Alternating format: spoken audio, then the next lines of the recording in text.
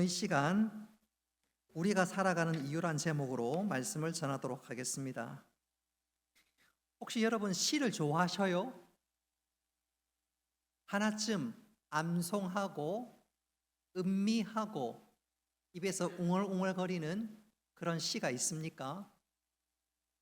제가 고등학교 시절에 선생님 한 분이 진시성을 가지고 있는 분이 계신데 딸 이름이 진달래입니다. 진달래. 그래서 그런지 몰라도 학생들한테 몽둥이로 나보기가 역겨워 가실 때에는 그 시를 암송하라는 거예요.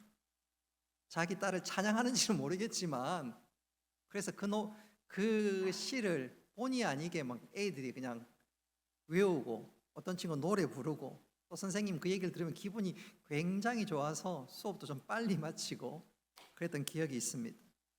혹시 여러분 시를 좋아하셔요? 혹시 여러분 김상용이라는 시인 들어본 적이 있습니까? 이분은 1902년생으로서 일본 립교 대학 영문과를 졸업했고 광복 이후에는 도미해서 미국 보스턴 대학교에서 영문학을 연구했던 분입니다. 그러나 안타깝게도 그가 귀국하고 1951년 즉 나이 50이 채 되지 않아서 만으로 50이 되지 않아서 사망한 아쉬운 인재이기도 합니다. 이분의 이름은 잘 몰라도 아마 나무로 창을 내겠소 라는 시를 아시는 분도 계시지요.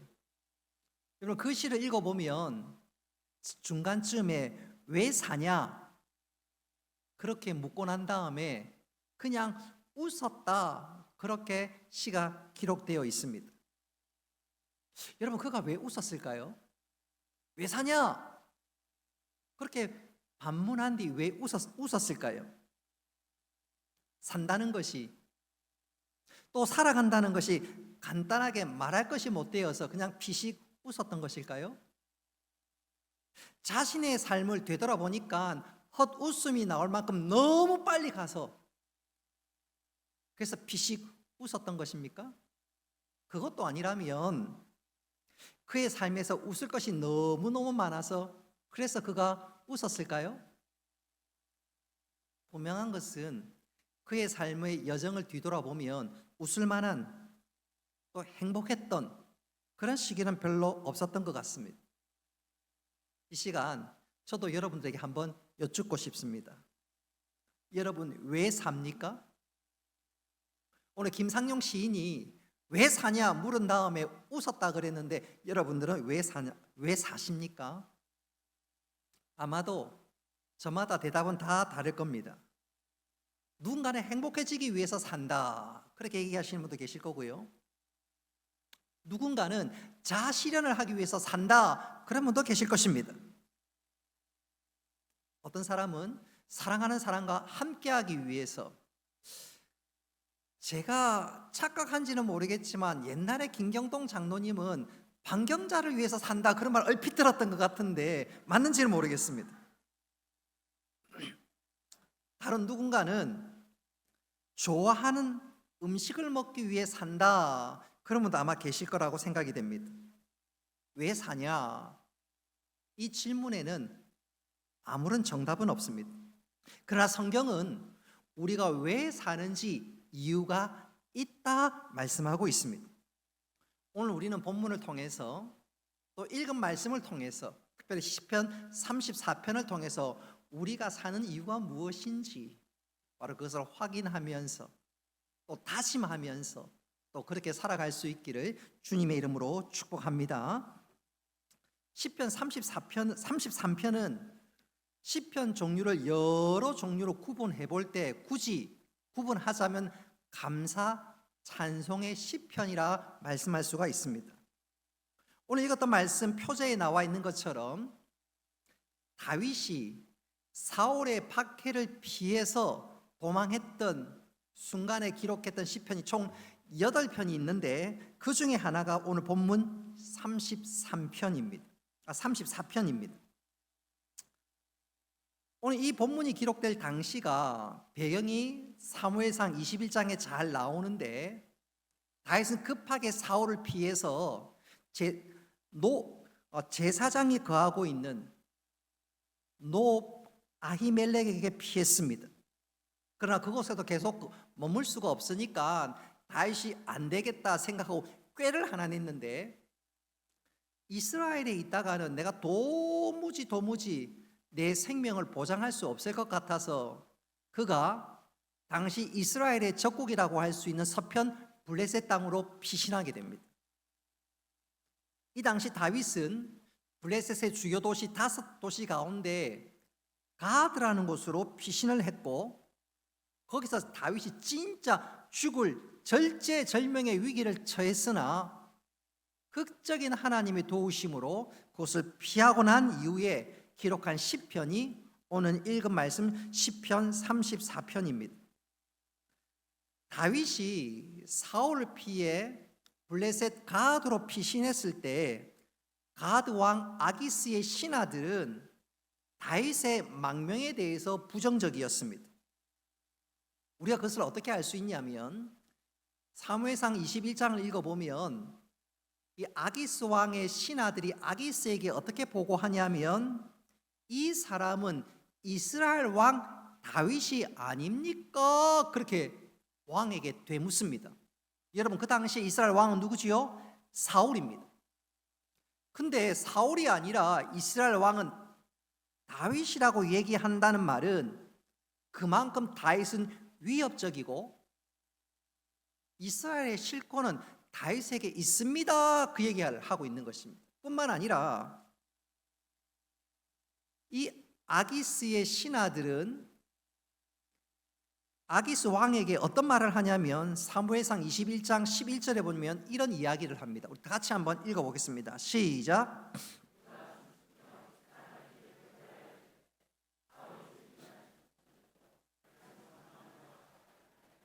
아멘. 자, 아기스 왕의 신하들은 사울 왕보다 더 견제해야 될 사람이 누구라고요? 다윗이라는 말입니다. 그런데 그 다윗이 지금 블레셋으로 넘어와 귀순하고 있는데 도무지 믿을 수 없고, 그래서 의심스러워서 왕에게 이런 얘기를 합니다. 자칫 잘못했다가는 다윗이 졸지에 블레셋으로 피했다가 목숨을 잃을 그야말로 절체절명의 위기의 순간입니다. 바로 그때였습니다. 상황이 이렇게 흘러가다가는 다윗이 자기의 목숨 구하기 힘드니까 바로 이때 다윗이 연기를 하기 시작했습니다.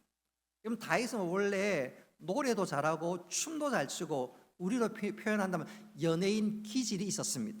그래서 다윗이 살기 위해서 갑자기 미친 사람 흉내를 내기 시작했습니다. 우리 사무엘상 21장 12절로 13절 다 같이 한번 읽어봅니다. 시작.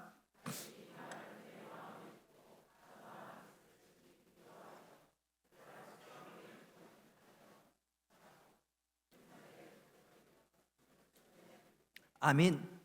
오늘 다윗의 행동을 보십시오. 침을 질질 흘리고 미친 사람처럼, 조금 더 적나라하게 표현한다면 미친놈처럼 대문을 벅벅 끓는데, 그 모습을 보는 아기스 왕이 어떤 마음이 들었을까요? 또 그 신하들이 무슨 생각을 했을까요? 아이고, 우리가 두려워했던 다윗 저것밖에 안 되나? 얼마 전까지만 해도 염려했던 그 모든 것들은 다 내려놓고 다윗 별것 없구나, 그러면서 긴장이 풀리지 않았겠습니까? 우리 사무엘상 21장 14절로 15절 말씀 같이 한번 읽어보겠습니다. 시작.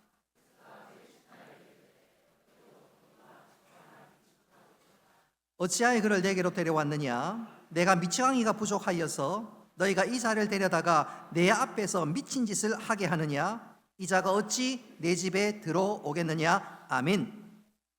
아기스 왕이 볼 때 신하들이 무슨 말을 해도 다윗 아무것도 아니고 별 볼 일 없는 녀석이구나, 그렇게 판단한 것입니다.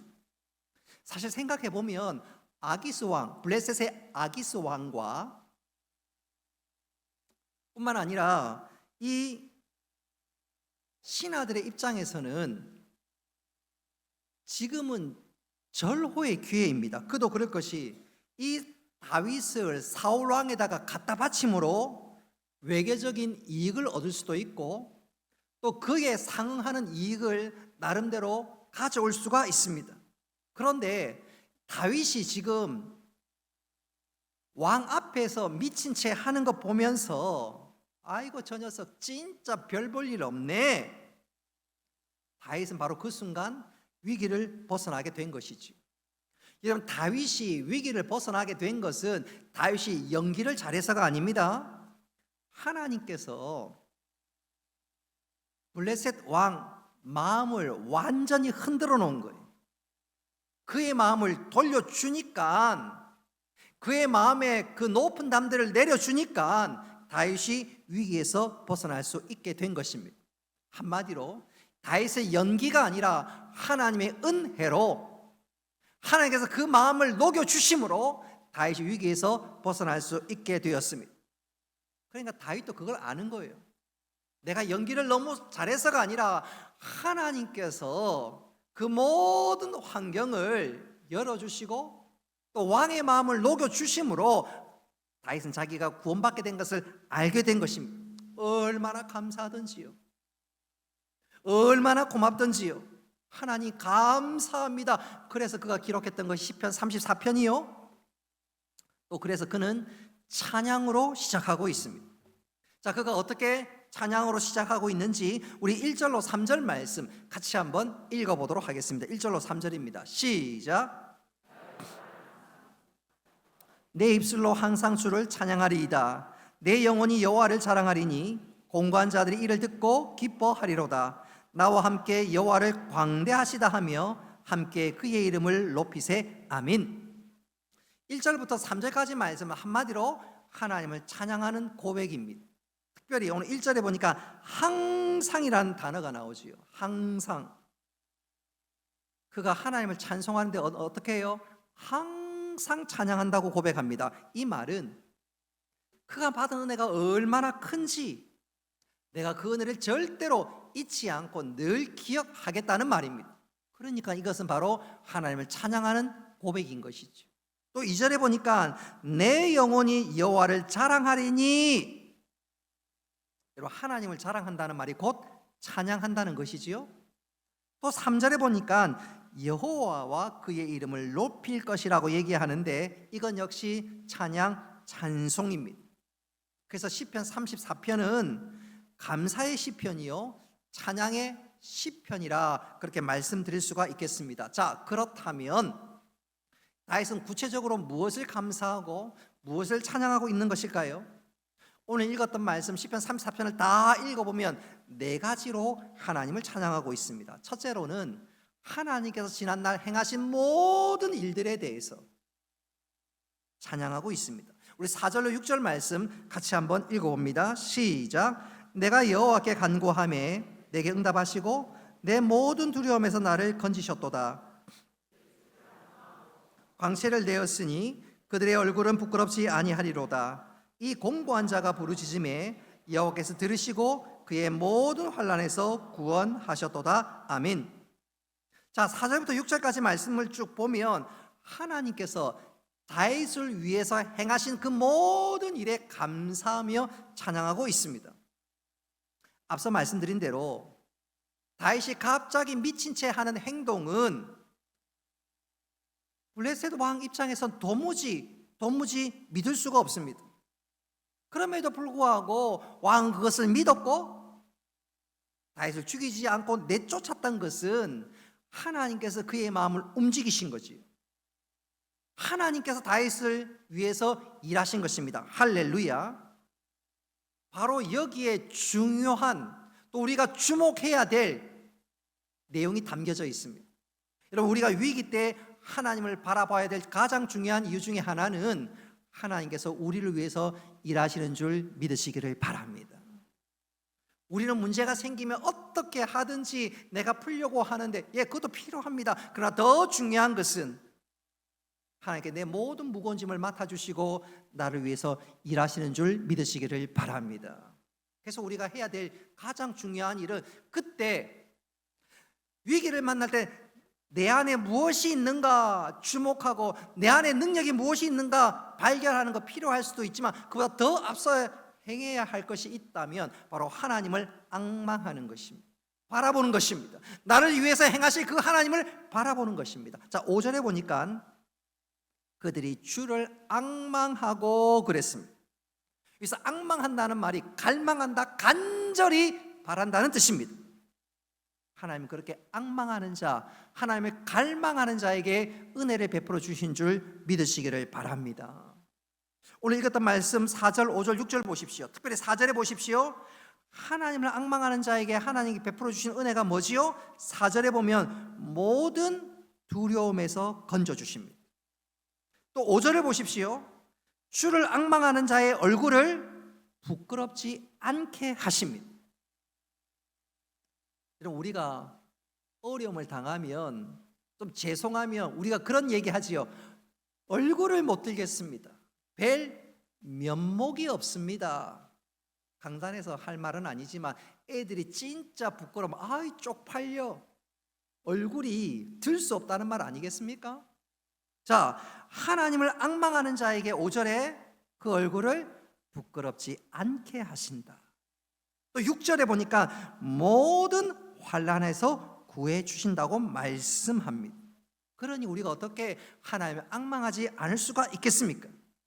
여러분, 하나님을 앙망하는 자는 이것으로 끝나는 것이 아닙니다. 수동적으로 건진받는 것으로 끝나는 것이 아니라 하나님은 하나님을 앙망하는 자에게 복을 주시는 줄 믿으시기를 바랍니다.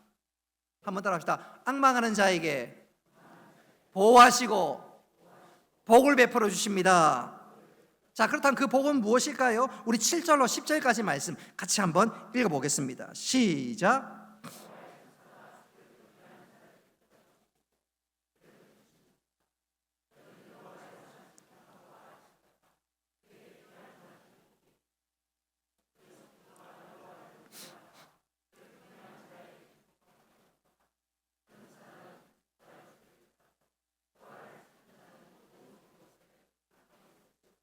아멘. 자, 오늘 7절부터 10절까지 말씀해 보면 하나님을 앙망하는 자에게 주시는 복이 뭐냐? 7절에 하나님은 보호의 복을 주십니다. 7절에 둘러 진치고 그들을 건지시는도다. 이런 운전하다가 교통사고 당할 수 있는 그 절제절명의 순간에 누가 나를 구해주거나 건져주면 얼마나 감사하고 또 그 순간 얼마나 이게 꿈인지 생시인지 그런 느낌 들지 않겠어요? 자, 하나님은 앙망하는 자에게 뭐라고요? 보호의 복을 허락하십니다. 8절에 여호와의 선하심을 체험적으로 알게 해주시는 복을 허락해 주십니다. 그리고 10절에 보니까 부족함이 없게 되는 복을 허락해 주십니다. 그러니 다윗이 하나님께 감사 찬양하지 않을 수가 없는 거지요.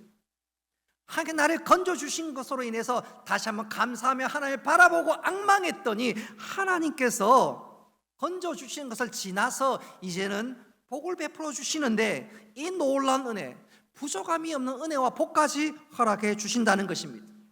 여러분, 이 다윗의 하나님이 나의 하나님이신 줄 믿으시기를 바랍니다. 그러니 우리가 어찌 하나님을 찬양하지 않을 수 있겠습니까? 어찌 감사하지 않을 수 있겠습니까? 다윗은 두 번째로 무엇에 대해서 감사 찬양하고 있냐면 장수를 주셨기 때문에 감사하고 찬양합니다. 우리 12절 말씀 스크린에 나와 있는데 같이 한번 읽어보겠습니다. 시작. 아멘. 12절 말씀을 다르게 표현하면, 바꿔 말씀드리면 하나님께서 나를 눈동자같이 지키셨다는 말입니다. 그러니 어떻게 하나님을 찬양하지 않을 수가 있을까요? 다윗은 세 번째 왜 하나님을 찬양하냐면 의인의 기도를 들으시고 악인을 멸하시기에 찬양하고 있습니다. 우리 16절로 17절 말씀 같이 한번 읽어봅니다. 시작.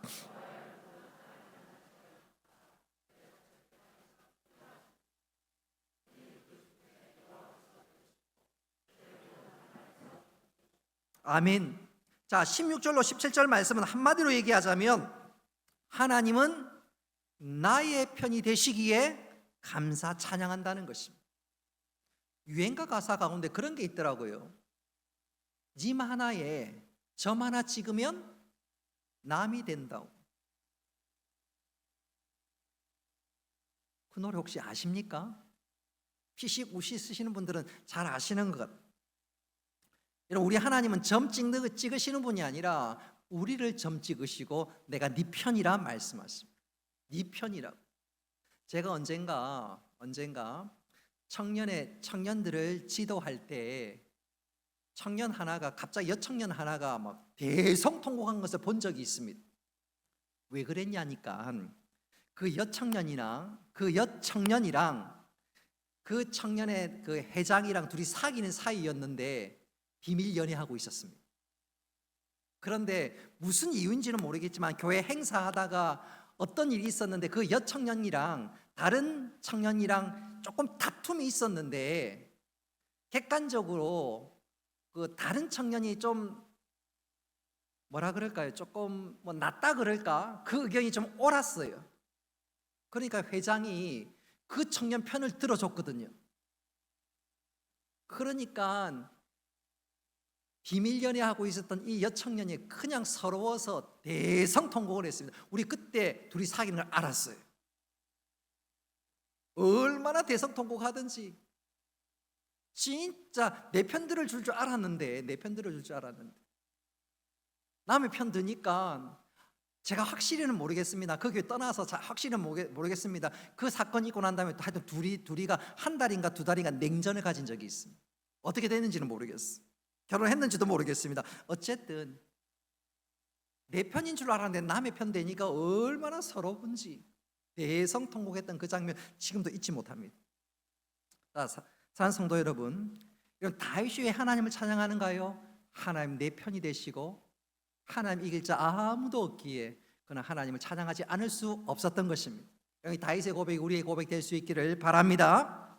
마지막 네 번째로 다윗이 왜 하나님을 찬양하느냐? 하나님 자기 백성을 보호하시기 때문에 그렇습니다. 우리 18절로 20절 말씀 같이 한번 읽어보도록 하겠습니다. 시작.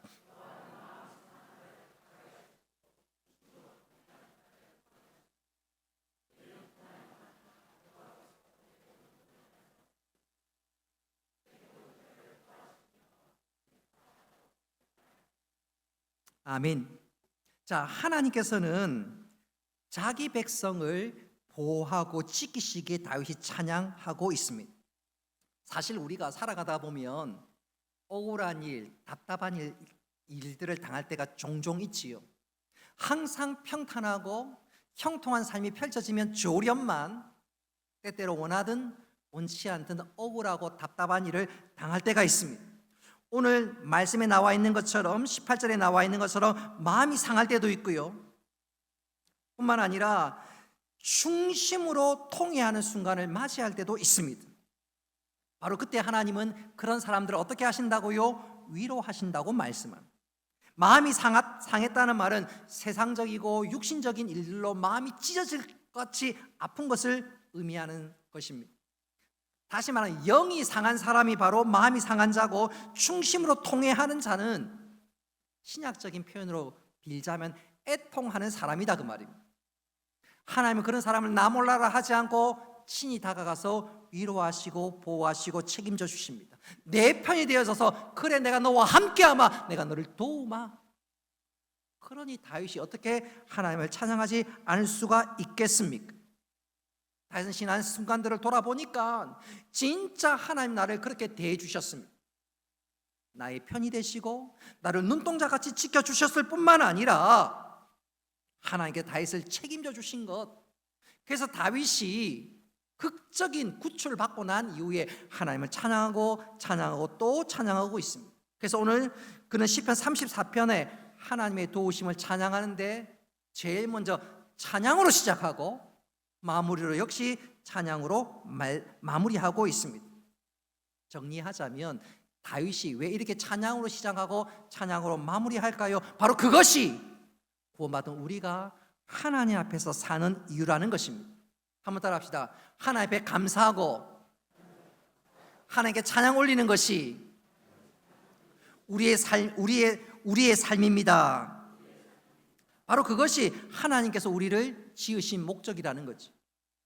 우리가 잘 알고 있는 것처럼 이사야 43장 21절에 보면 이 백성은 내가 나를 위해 지었나니 나를 찬송하게 하려 함이라 그 말이에요. 다시 말씀드리면 하나님께서는 우리에게 찬양받으시기를 기뻐하시고 우리 삶의 이유가 하나님을 찬양하는 것이 되어야 될 줄로 믿습니다. 이것을 잘 나타내는 대표적인 교회를 하나 꼽으라면 미국의 세데백 교회입니다.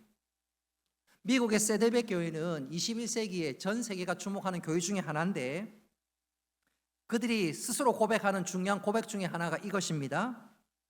그들의 어떤 사역, 비전의 목표가 바로 이것입니다. 사람들을 그리스도께로 인도하여 그의 가족이 되게 하고 그들을 그리스도를 본받는 성숙에 이르도록 개발하고 그들을 교회에서의 사역과 세상에서의 선교적 삶을 살도록 준비시킴으로써 하나님의 이름을 찬양한다. 앞에 무수한 설명들이 있는데 마지막에 그들이 최종적으로 바라보는 지향점은 하나님을 찬양하는 바로 그것입니다. 여러분, 이들의 고백은 우리가 장로교가 고백하는 대소교리 문답 1문과 상통합니다. 여러분, 장로교의 교리 표준인 대소교리 문답 제1문도 같은 내용을 담고 있지요. 사람의 첫째 되고 가장 높은 목적은 하나님을 영화롭게 하고 그를 영원토록 온전히 즐거워하는 것이다. 무슨 말인가요? 성도가 사는 이유는 하나님을 찬양하는 것입니다. 할렐루야. 이사야 43장 21절 말씀 그대로 이 백성은 내가 나를 위해 지었나니 나를 찬송하게 하려 함이라. 자, 그런 측면에서 이 시간 우리 자신 한번 좀 돌아봤으면 좋겠습니다. 여러분, 가전제품이 고장나면 AS를 받든지 아니면 그것이 문제가 되면 폐기하는 경우도 종종 있지요. 자, 그런 측면에서 이 시간 우리 자신을 좀 돌아봤으면 좋겠습니다. 나는 하나님을 찬양하고 있나요? 감사하고 있나요? 그렇지 못하면 내가 지금 영적으로 고장났습니다. 고장났으면 빨리 하나님 앞에 나와 내가 고침받아야 됩니다. 할렐루야. 그렇지 못하면 나는 폐기당하는 거예요. 오늘 하나님께서는 우리에게 내가 너를 지은 목적이 있다 뿐만 아니라 우리는 내가 살아가는 삶의 이유가 있다고 말씀하고 있습니다. 그것이 무엇인가요? 하나님을 찬양하는 바로 그것인데 우리가 이런 삶들을 살아갈 수 있기를 주님의 이름으로 축복합니다. 이제 말씀을 맺도록 하겠습니다. 오늘 다윗, 그는 인생의 깊은 굴곡을 맛보았습니다. 그는 지금 인생의 가장 깊은 사망의 골짜기를 지나가고 있습니다. 죽을 지경이고 진짜 죽을 위기였습니다. 그랬던 그가 하나님의 극적인 은혜로 구원받았을 뿐만 아니라 놀라운 은혜의 자리에 다시 설 수 있었습니다. 이 모든 것이 하나님의 은혜요 하나님의 도우심이 아닐 수가 없습니다. 생각해보면 우리 지난 모든 시절들을 되돌아볼 때 하나님의 은혜요 하나님의 사랑이요 하나님의 인도하심인 줄로 믿습니다. 자, 그렇다면 우리 입술에서 고백할 것은 단 한 가지, 이사야 43장 21절 말씀대로 이 백성은 내가 나를 위해 지었나니 나를 찬송하게 하려 함이라. 장로교 교리 표준 그대로 하나님을 찬양하는 삶, 하나님 기뻐하시는 삶, 바로 그것을 살아가야 합니다. 이 시간 우리 자신을 돌아보면서 혹 나는 고장나지 않았나, 나는 찬양을 잃어버리지 않았나, 다시 한번 돌아보면서 오 주님, 나를 사랑하는 그 주님, 내가 영원토록 주를 사랑하겠습니다. 그 고백에 그 찬양을 올려드릴 수 있는 우리 모두가 되시기를 주님의 이름으로 축복합니다.